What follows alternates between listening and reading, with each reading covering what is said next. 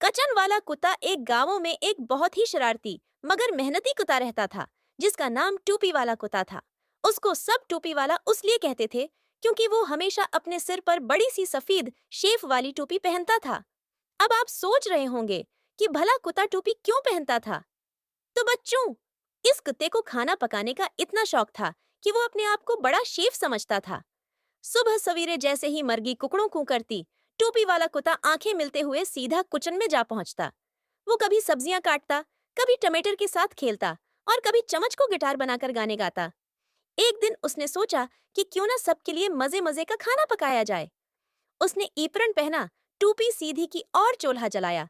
लेकिन जैसे ही उसने सब्जी भूननी शुरू की, उसे याद आया कि उसके सारे कपड़े तो गंदे हैं। आवा हो, वो बोला, अगर मैं गंदे कपड़ों में खाना पकाऊंगा तो लोग कहेंगे कि शेफ कुत्ता तो बिल्कुल भी साफ सुथरा नहीं है। फिर क्या था, उसने चम्मच छोड़ा और दौड़कर साबुन की टिकिया और टब निकाल लिया। अब किचन में एक अजीब मंजर था। एक तरफ टोपी वाला किता सब्जी हिला रहा था और दूसरी तरफ पानी में झाग बनाते हुए कपड़े धो रहा था। कभी वो चम्मच से सालन हिलाता और कभी शर्ट को मरोड़ता। कभी कमीज से पानी टपकता तो वो हिंसता और कहता, वाह भई, आज तो मैं एक साथ शेफ भी हूँ और धोबी भी। गांवों के बच्चे ये सब देखकर जोर जोर से हंसने लगे।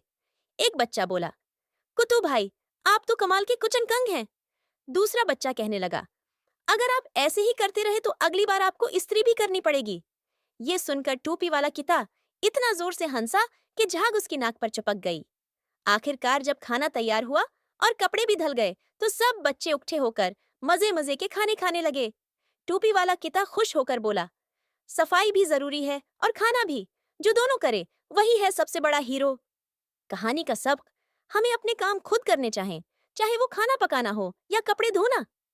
सफाई और मेहनत करने वाला हमेशा सबका पसंदीदा होता है।